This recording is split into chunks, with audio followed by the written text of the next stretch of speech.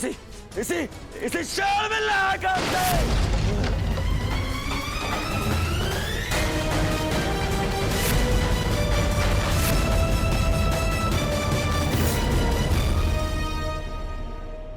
जीवन कितने खेल खेलती है ना हमारे साथ केशव। जीवन भर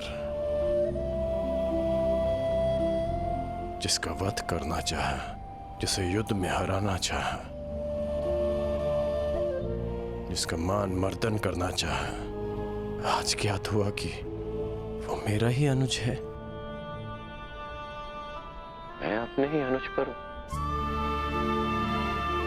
आक्रमण कैसे कर पाऊंगा?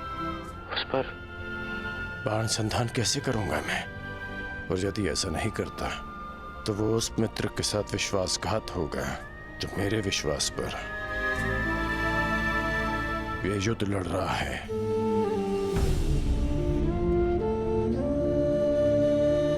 क्यों नियति हमारे साथ ऐसा खेल खेलती है?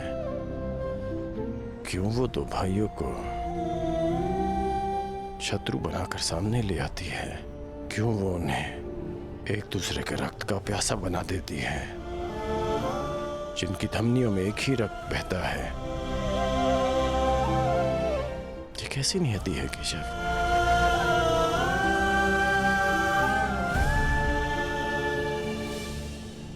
ये नियति नहीं मित्र, ये चुनौती है, ये एक परीक्षा है, या ये कहो स्वयं को सिद्ध करने का अवसर है। इतनी कठिन परीक्षा, इतनी कठोर चुनौती, इतना पीड़ादायक अवसर। मनुष्य अपनी परीक्षा नहीं चुनता कर्ण, ये परीक्षा है जो स्वयं अपना पात्र चुनती है। ये चुनौती है जो परखने के लिए स्वयं अपना पात्र चुनती है कवचधारी वीर। माटी के तट नदी की धीमी धारा के किनारे होते हैं और कठोर पाषाण को नदी के वेग से लड़ना होता है। एक सामान्य पाषाण को हथौड़ी और छेनी की मार सहनी होती है, परंतु जिसे हीरा बनना हो उसे धरती के भीतर गहन दबाव और ताप को सहना होता है। माला बनने के लिए अपने हृदय को सुई से भिदवाना होता है। प्रकाश देने के लिए स्वयं को जलाना होता है। बांस सब होते हैं कर्ण, परंतु बांसुरी बनने के लिए तन पर घाव खाना पड़ता है। जिनके उत्तरदायित्व बड़े हों उनके समक्ष सामान्य प्रश्न नहीं आते कर्ण। जिन्हें युद्ध की हुंकार भरनी होती है उन्हें लाक्षागृह की अग्नि से निकलना होता है। जिन्हें युद्ध का परिणाम देना होता है उन्हें अपना कवच भिदवाना होता है। मृत्युंजय बनने की चाह रखने वालों को प्रति क्षण मरना होता है। ये तुम्हारे समक्ष आई सबसे बड़ी दुविधा नहीं है कर्ण, सबसे बड़ी चुनौती है, सबसे बड़ा अवसर है। अब इसका चयन करना तुम पर निर्भर करता है कर्ण कि इसमें भाग लो या भाग जाओ। तो यह सब पहले आपने क्यों नहीं बताया केशव? यदि तब बता देता तो आज तुम्हारे समक्ष मृत्युंजय बनने का अवसर नहीं आता। एक मित्र के रूप में आपने मुझे बताया कि मुझे क्या चुनना चाहिए, परंतु आज मैंने सभा में उस कृष्ण को देखा जो भूत भविष्य वर्तमान सब है, जिनसे परे कुछ नहीं, जिन्हें सब कुछ ज्ञात है। तो आपको यह भी अवश्य ज्ञात होगा केशव कि आपका ये मित्र कठिनाइयों से कभी नहीं भागता, सदैव उनका सामना करता है। अब कदाचित हमारी भेंट युद्ध भूमि में होगी।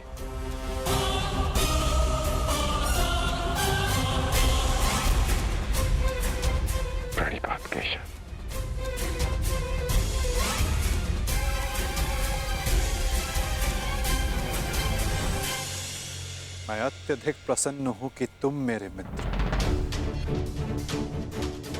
मैंने सदैव कहा है और आज पुनः कहता हूं, तुम अद्भुत हो, तुम महान हो, तुम एक महान मित्र हो, एक महान पुत्र हो और एक महान पिता हो। तुम इस युग की मानवता के महान रत्न होकर राधे कर।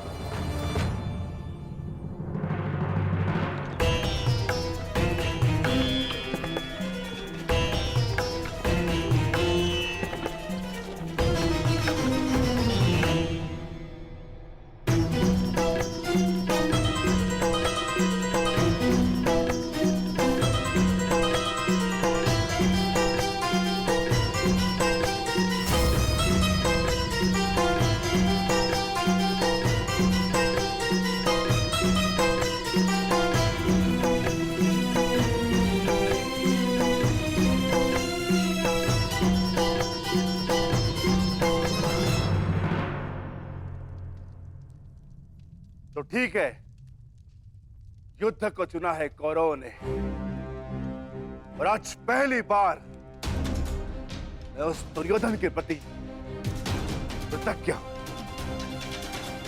क्योंकि उसने वो चुना है जो मैं स्वयं चाहता था। अब अगला कदम क्या होगा वासुदेव?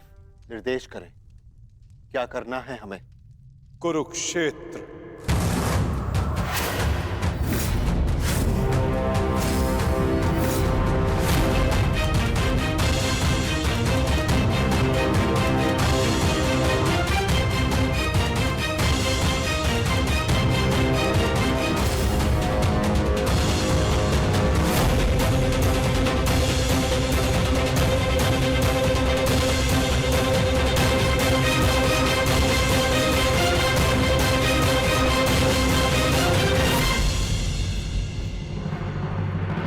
शांति प्रस्ताव इस अग्नि में जलकर भस्म हो चुका है। अब संपूर्ण भारत कुरुक्षेत्र की अग्नि में जले। अब वार्ता करने का समय नहीं रहा, अब समय है महासमर, समय है महाभारत का।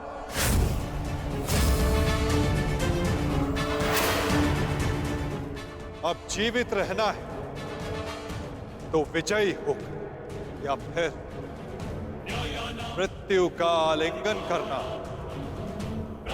अब समय आ गया कि याज्ञसेनी के खुले केशों का प्रतिकार किया जाए। समय आ गया कि आप पांचों अपनी प्रतिज्ञाएं पूरी करें।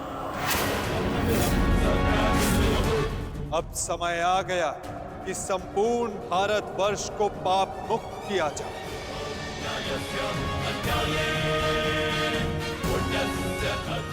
और युधिष्ठिर के नेतृत्व में धर्म की स्थापना।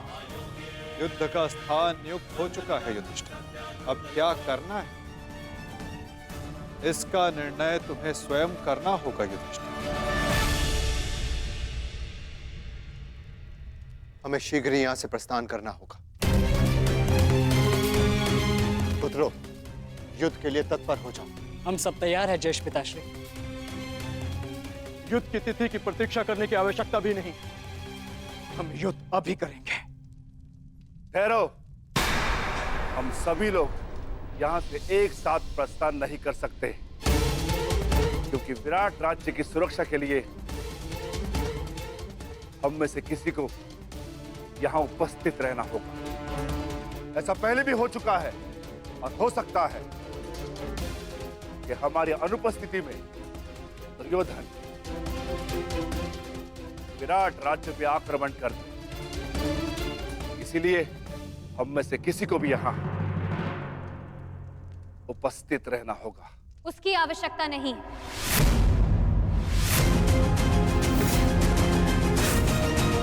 यहां कोई नहीं रहेगा, हम सभी एक साथ चलें।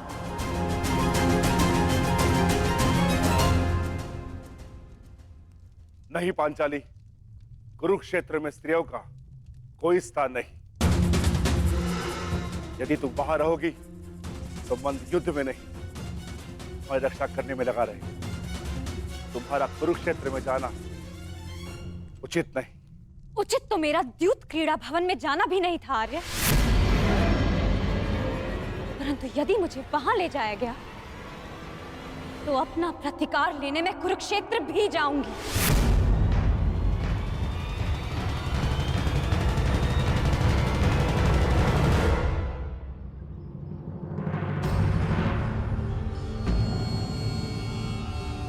कल रात्रि ही तो आए हो पुत्र, अभी जा रहे?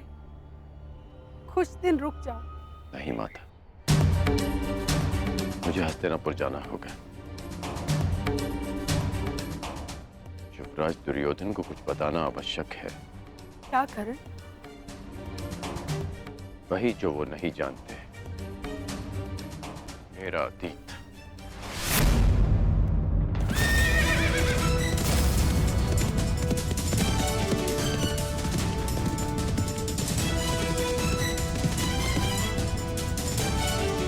ऐसा मत करो पुत्र, इसकी क्या आवश्यकता है?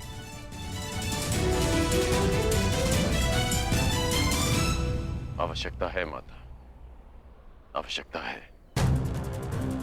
आपके लिए ये जानना आवश्यक है कि ये कर्ण केवल आपका पुत्र है। मैं सदा राधे था और सदा राधे ही रहूंगा। और युवराज दुर्योधन के लिए ये जानना आवश्यक है कि जिस कर्ण को उन्होंने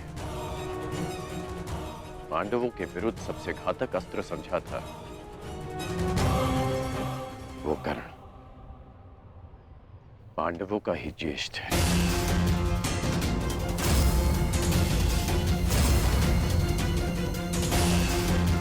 कि जो कर्ण रणभूमि में उनके शत्रुओं का शत्रु बनकर आया था, वो उनके शत्रुओं का बड़ा भाई है। माता, दुर्योधन ने कभी मुझसे कुछ नहीं छिपाया, इसलिए ये मेरा कर्तव्य है कि मैं अपने मित्र को सब सच बताऊं। दुर्योधन को सत्य बताना आवश्यक है माता। ऐसा क्या है जो युवराज के लिए जान लेना आवश्यक है माता?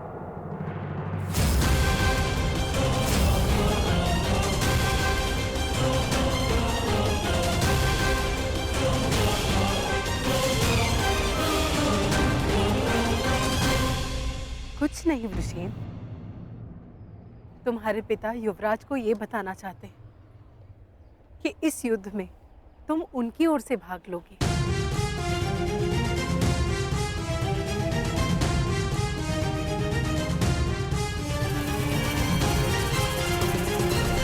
शीघ्र मिलते हैं पृष्ठदेव।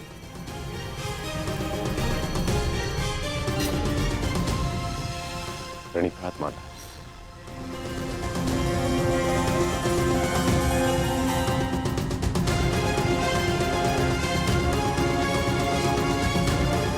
चलो सर।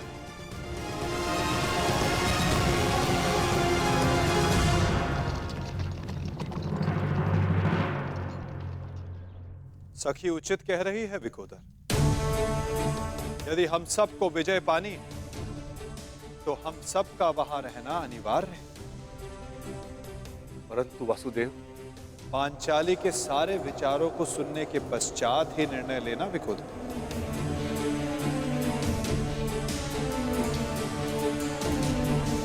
परंतु ये उचित नहीं। पांचाली, तुम कुरुक्षेत्र क्यों जाना चाहती हो? क्योंकि आर्य, यदि हम सभी वहां उपस्थित होंगे तो एक दूसरे की सहायता कर सकते हैं। मैं मानती हूं कि मैं युद्ध कला में सक्षम हूं, परंतु मैं ये नहीं कह रही हूं कि मैं युद्ध में भाग लूं, परंतु वहां उपस्थित रहकर आप सभी के दिए गए वचनों को पूर्ण होता हुआ देखना चाहती हूं।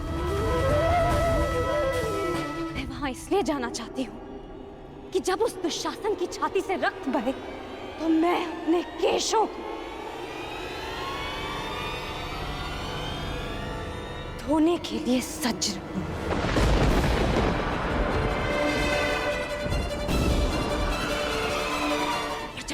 दुर्योधन की मृत्यु निकट हो, वो मेरी आंखों में देख सके और उसे हमेशा स्मरण रहे कि उसे दंड मिला है, वीर गति नहीं।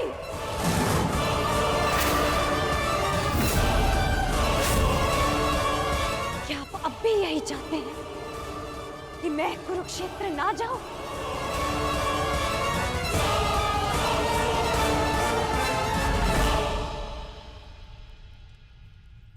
कुरुक्षेत्र के लिए कूच का आदेश दीजिए केशव। अब कौरवों का संहार निश्चित है।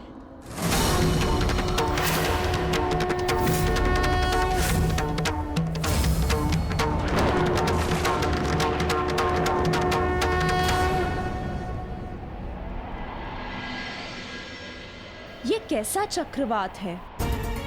मेरे मन में बुरे विचार आ रहे हैं।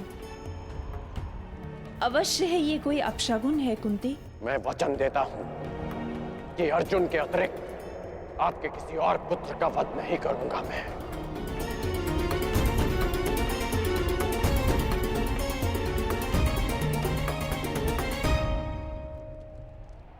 अब और नहीं, मुझे सत्य बताना ही होगा। सत्य? कैसा सत्य?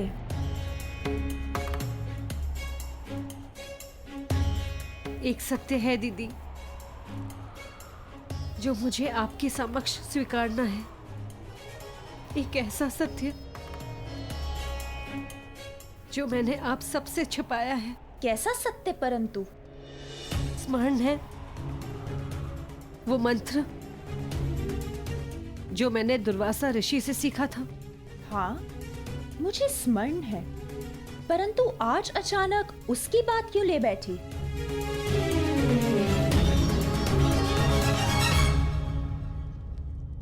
आप सब जानते हैं, आर्य पांडु के निर्देश पर मैंने और माधुरी ने उस मंत्र का प्रयोग किया जिससे पांडव उत्पन्न हुए, परंतु मैंने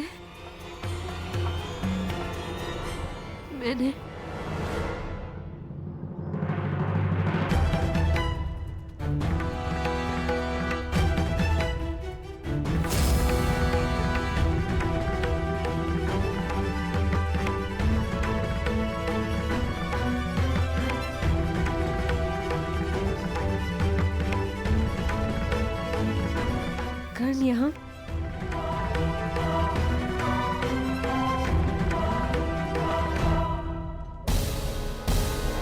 तुम्हारा परम मित्र कर्ण तुम्हारे नाक के नीचे क्या कर रहा है? तुम्हारे शत्रुओं की माता कुंती के साथ तुम्हारे परम मित्र कर्ण ने बहुत समय व्यतीत किया, बहुत।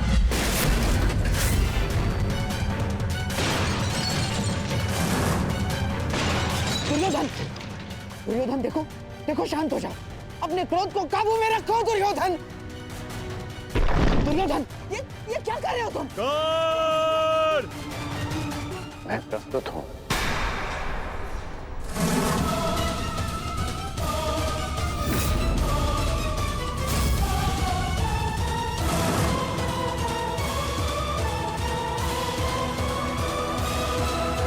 मैं तुमसे कुछ पूछना चाहता हूँ कर्ण।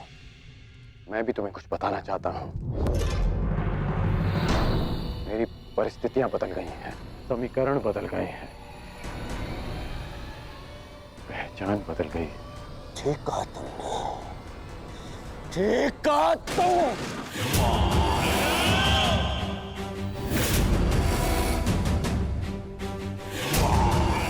समीकरण बदलते देख सकता हूं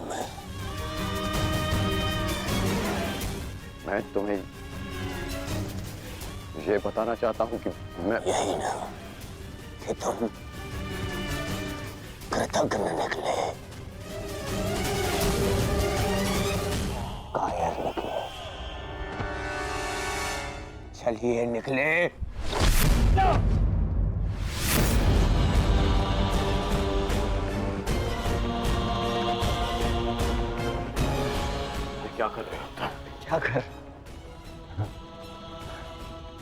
दंड दे रहा हूं। एक भगोड़े को, एक कृष्ण भक्त को, एक भगोड़े को जो युद्ध से पूर्व ही भाग रहा है। शांत हो जा, शांत हो जा। दुर्योधन, सब जानता हूं कि तुम उस छलिए के साथ क्यों गए थे और माता कुंती के पास भी। तुम्हें क्या लगा मुझे क्या नहीं होगा? हाँ? अब मुझे केवल इतना बता दो कि क्या तुम उस छलिए के पक्ष में चले गए हो? क्या नया षड्यंत्र रचा रहा है वो छलिया मेरे विरुद्ध? बताओ मुझे कर्ण। क्या हो गया है तुम्हें?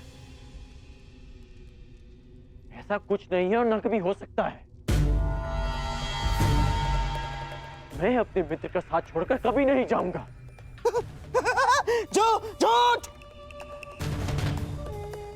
झूठ बोल रहा है ये दुर्योधन, ये झूठ बोल रहा है। मैं झूठ नहीं बोल रहा हूं और आपने फिर से षड्यंत्र रचना शुरू कर दिया गांधार राज। हाँ तो बताओ मुझे क्या वार्ता करने गए थे तुम उन पांडवों की माता के साथ? मित्र, मैं बताती हूँ दुर्योधन।